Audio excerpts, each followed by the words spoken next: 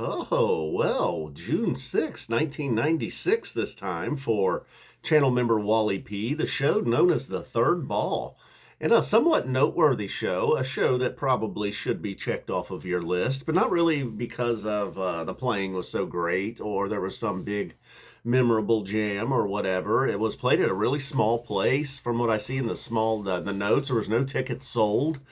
It was, Trey said during the show that they were up there recording an album, so I guess that was the reason for this trip. We did get a couple of debuts off of that album that was yet to be recorded, Character Zero and Waste. So not only two debuts, two that became like ultra regulars. So very cool. If you're like me, sometimes you like to hear the debut of a song. That would be a reason worth checking out.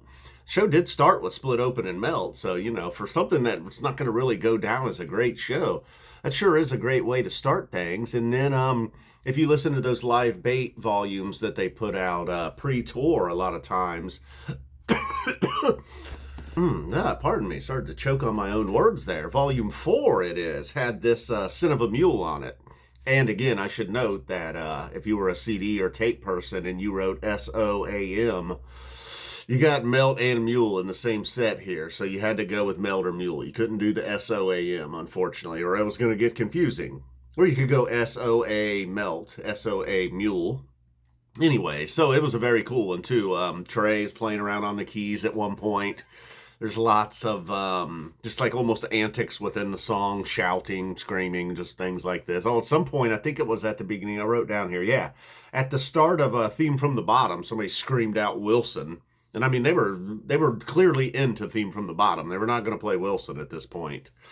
So a little bit of an unruly fan there. I think it was an 18 and over show. I think I also read in the notes. Wally P, hope I'm not stepping on your story by giving away a few things in the notes here. I imagine I'm not. I imagine your story's going to be a little cooler than it was an unannounced no-ticket show. Although I am curious. Well, there was an album being shot there, or filmed there, or recorded there. Damn it. Shot, filmed, recorded. All three. The Bearsville studio, very cool stuff too. That was floating around out there at one point. It was basically like the ghost studio sessions. A lot of cool things came from that as well. I think some of that's on YouTube here. Maybe I'll even throw some stuff down in the links. I can't talk. Some links down in the description, They closed the first, check this out, this is kind of cool little nugget. They closed the first set with AC/DC, the band, Highway to Hell. They opened the second set with the song AC/DC Bag. So it's kind of like AC/DC into AC/DC in a way. You enjoy another Stash, look, this mid-90s Stash was not one that they had down like the back of their hand. YEM had just an amazing Trey moment there. Trey, or Fishman, it said during Character Zero, he said it was better than Machine Gun. I don't know about all that. So it was certainly a show worth checking out. Big Black Furry Creatures from Mars. It said, claims Trey used a Rolling Rock to play slide guitar. Rolling Rock bottle of beer, that is. So it was just an okay show. Some cool moments. I really liked hearing those debuts. The Sin of a Mule was certainly worth it. That's a memorable one. And, yeah. I think shortly after this is when they announced the Clifford Ball. I don't know, I guess that's the third ball thing. Nothing really jumped out at me during the show as to why. And then, although the Yamar Fire Encore, very strong. Although I did not listen to that, I'm realizing now. It's a pretty cool encore, though. I'm trying to block this heavenly light back there if you're like, hey, dude, what's up? I should have just done the whole video like this. What's going on? Name's F Zappa 20. We're talking a little P-Fish. Channel member Wally P was at the show. I don't think any cars caught on fire this time or anything. Who's that guy that screamed Wilson, Wally P? I hope he wasn't in your group. Certainly not.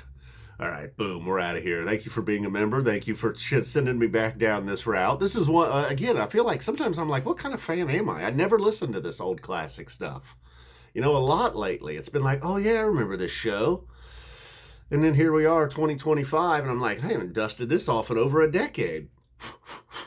Ever since the creation of Live Phish and the Live Phish app, it's just really hard, Especially when they're still dropping bombs on us on a regular basis. Mostly, mostly. I mean, look, in 2014, I'm the idiot that said their days of legendary shows are over. They've played some damn good shows since then.